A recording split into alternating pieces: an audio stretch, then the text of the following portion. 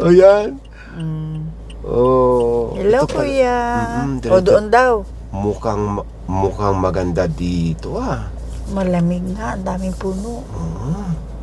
Ay, ito. Saan? Ayan o. Ang ano? Restaurant. Ay, ito na pala kagad ang restaurant sa gilid natin Drop off. Saan ang parkingan? Ay mo ko, pinadidiretso tayo. Ay, ayun o, parking o. Nakalagay, ang laki. Doon sa dulo.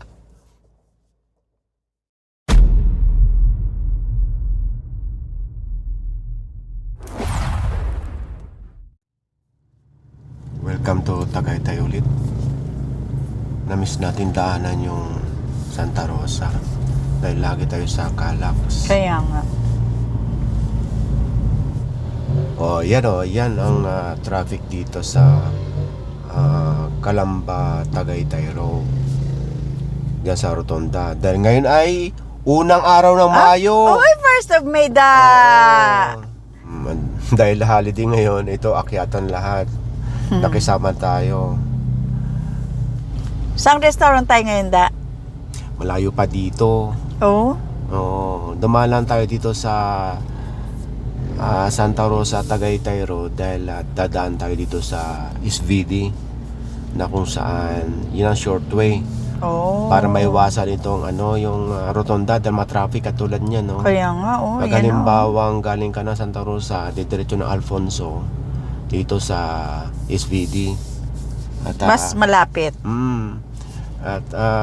Ay, parang may nag-i-stop. Hindi naman tayo tsatsaga dito kasi may nag-comment, meron na raw aristocrat dito. Saan banda yun? Diyan sa SVD, kakanan tayo dyan. Ituturo natin sa kanila kung saan ang pwesto ng aristocrat.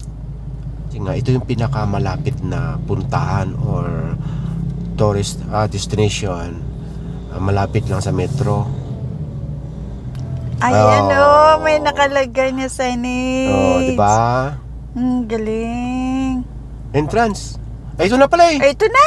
Ayan. Ito ba? Oo, ito na.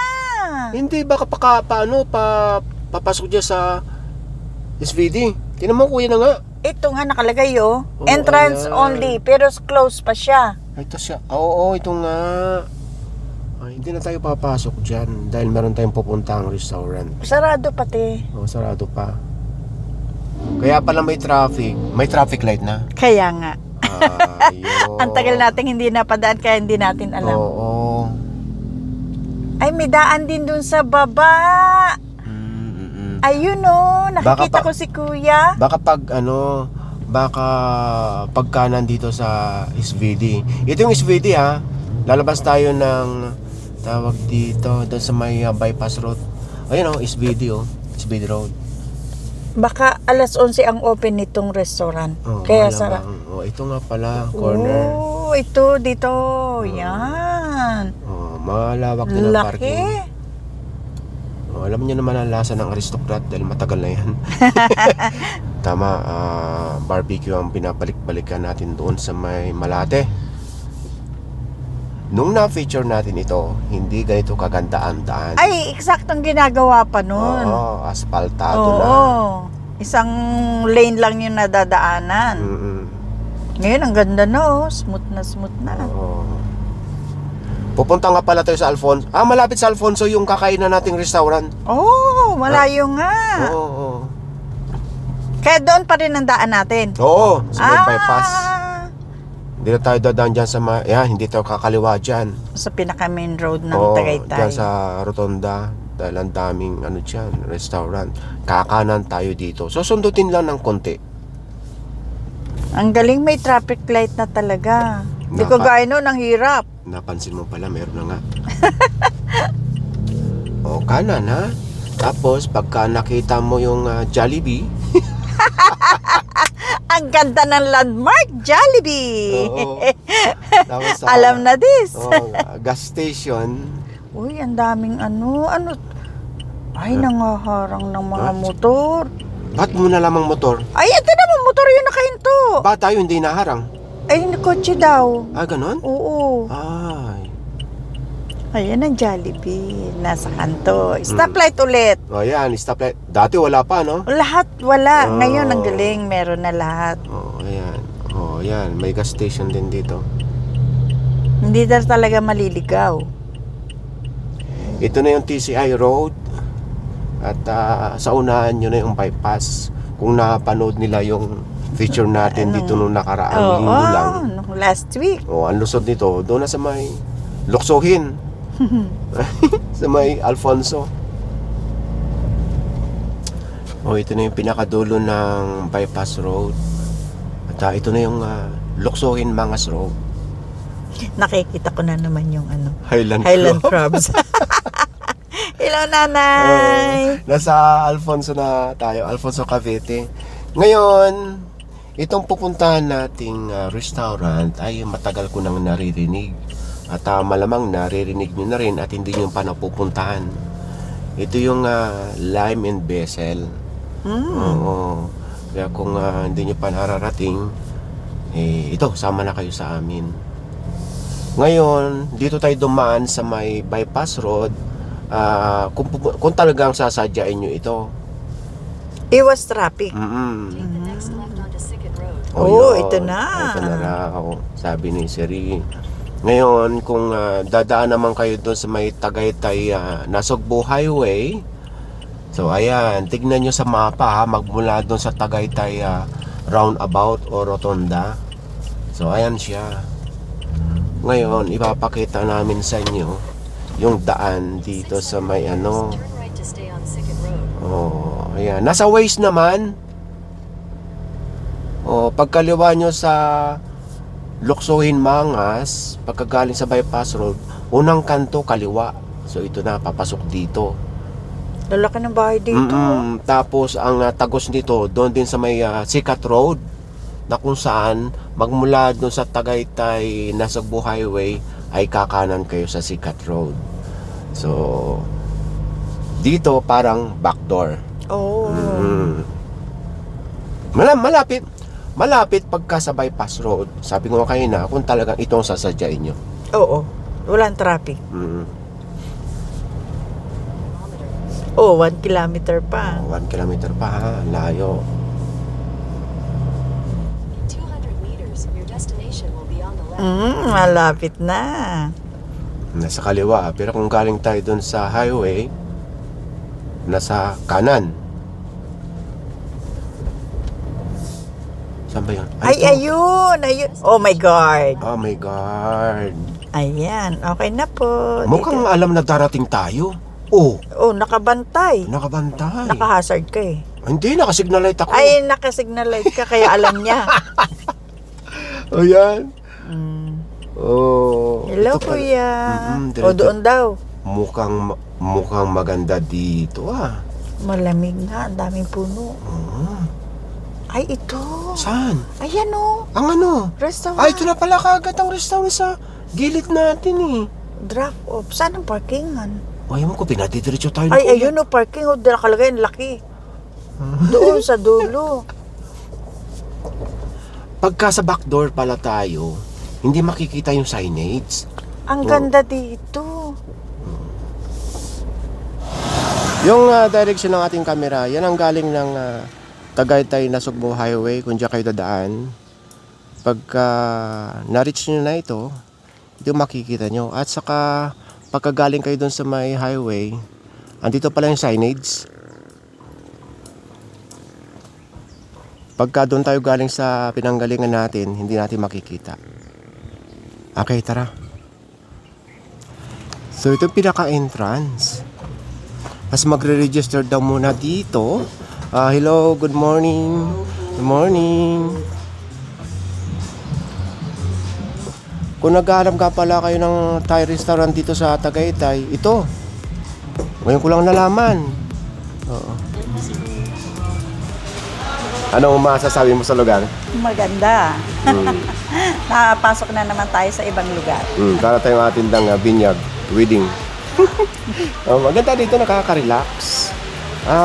Malawak naman yung area, yung mga table, spacious. At saka yung kanilang mga upuan, kala ko bamboo, yung pala plastic. Yung kanilang mga upuan dito. Design? O yung mga design.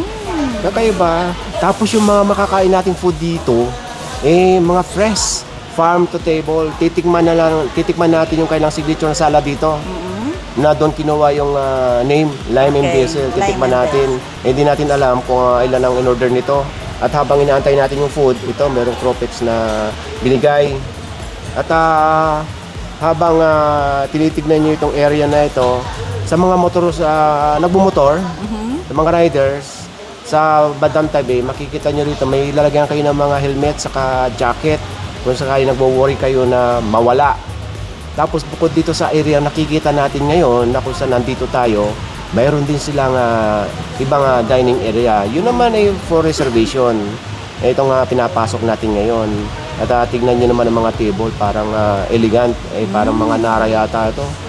Tapos hindi rin ito air condition. Al fresco rin ang dating. So, hindi rin na air condition. Ang open nito, bali pagka weekdays, 10 hanggang 9 ng gabi. 9 ng gabi. Oo, 9 ng gabi. Tapos pagka weekends naman, 9 ng umaga hanggang 10 ng gabi. Oh, mas mahaba ang Baliktaran.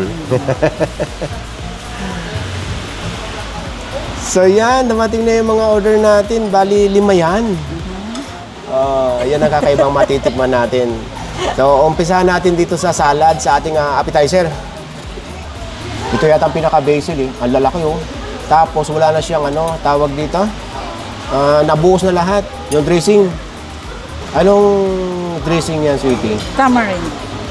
Kasama ba ito sa kinakain? Hindi natin alam kung... Ayan. Ito po yung dressing niya, oh. Ayan. May kasama siyang egg. Ano lasa? Malamang manamis-namis na maasim-asim. Oo. Tapos mayroong peanut. Tama. Matamis-tamis na maasim-asim. Ang ganda ng egg nila. Orange na yung yolk. Wala siya. Tirahan mo naman ako niyan. Parang ang sarap. Marami pa. Maasim-asim na manamis-namis. Thank you.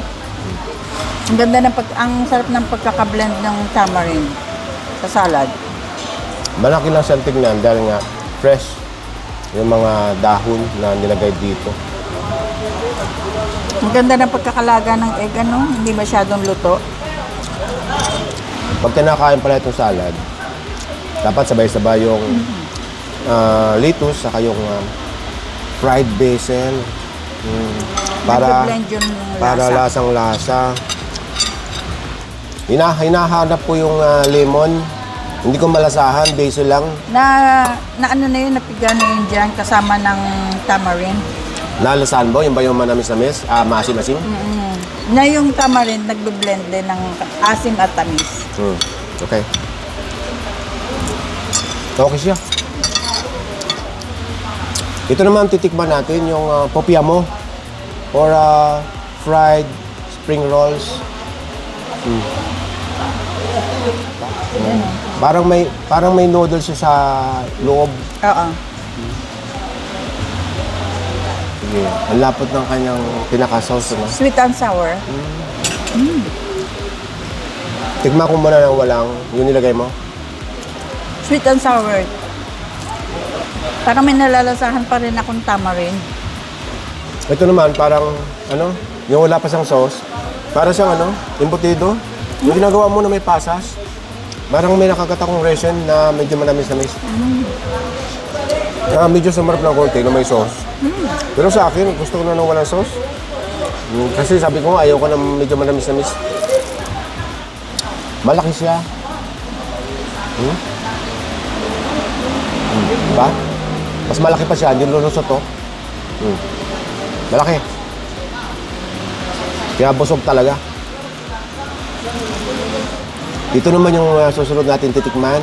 Ito yung crispy pork red curry. Manghang. Pero pinalighten lang po namin yung spicy niya. Tama, dahil maanghang daw ito.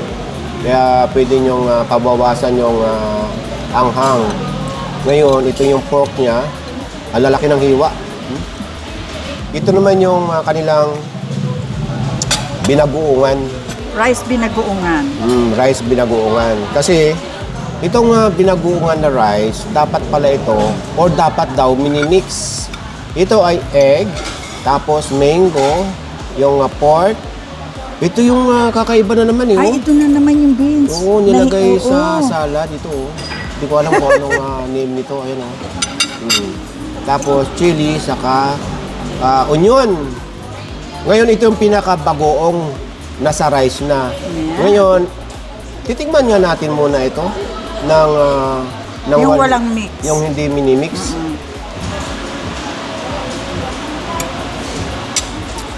Lasang-lasang bagoongan. Hindi siya hindi siya lasang bagoong alamang, bagoong na dilis yung isda. Fish sauce. Tama, parang patis. Kunti lang muna. Oo. Yan. Tapos yung pork, mikos na. Ay, sabay. Ang magdadala dito yung bagoong. Lalo na may manggang hilaw. Hindi naman hilaw. Maniba lang. Tapos ito naman yung pork na ito, ilalagay ko na rin dito, titikman ko rin ito mamaya. Katulad, daya mo eh, ikaw meron, ako wala eh. Ikaw naglagay eh. Thank you. Ayan.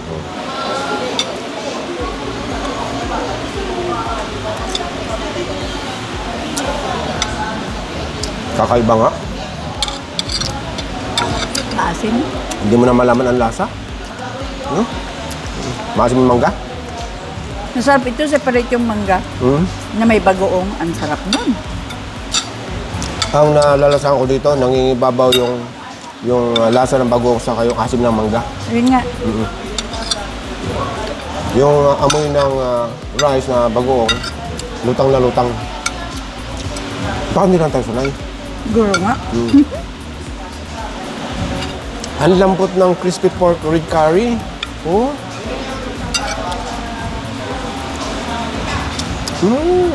Nga. Masarap. Okay siya. Kagatin natin yung pinaka-skin. Crunchy. Malambot. Para siya munang parang matagal pinakuluan. Parang prinito tapos pinakuluan. Parang ganon. Masarap. Masarap to. Ito yung huli natin titikman. Yung strip chicks with cashew nuts.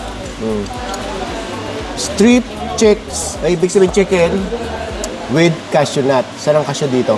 So ayan, Yan. siya. Mukhang mangang ito. Ang lalaki ng sili. Strip chicks with cashew nuts. Malamis-lamis. Ayoko na malamis-lamis. Pero yung texture niya malambot. Tapos itong strip chicks, slight spicy. Ang dami ng tao.